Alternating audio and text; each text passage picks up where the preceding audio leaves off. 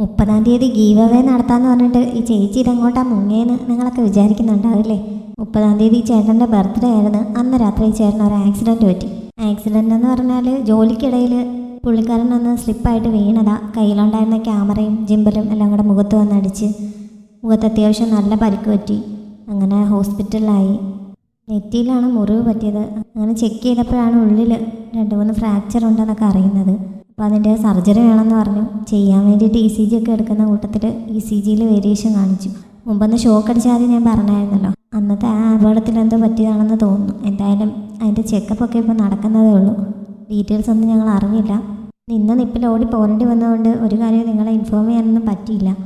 പിന്നെ വരുന്നതിന് മുമ്പ് ഞാൻ ഒരു 3 വീഡിയോയുടെ താഴെയുള്ള കമൻസിൽ നിന്ന് 3 വിന്നേഴ്സിനെ സെലക്ട് ചെയ്തിട്ടുണ്ടായിരുന്നു. അതിൻ്റെ വീഡിയോ കൂടെ ഞാൻ ഇതിൻ്റെ കൂട്ടത്തിൽ ആഡ് ചെയ്യാം.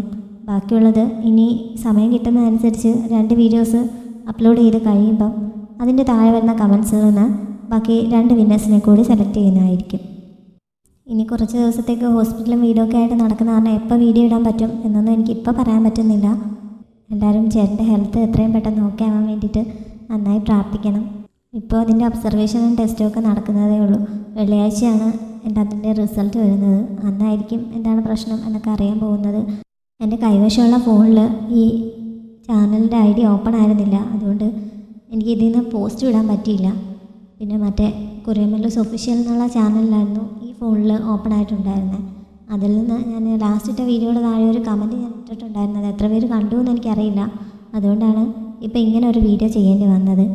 എത്രയും പെട്ടെന്ന് എല്ലാം ഓക്കെ ആയിട്ട് തിരിച്ചു വരാൻ എല്ലാവരും പ്രാർത്ഥിക്കണം. സപ്പോർട്ട് ഉണ്ടാവണം.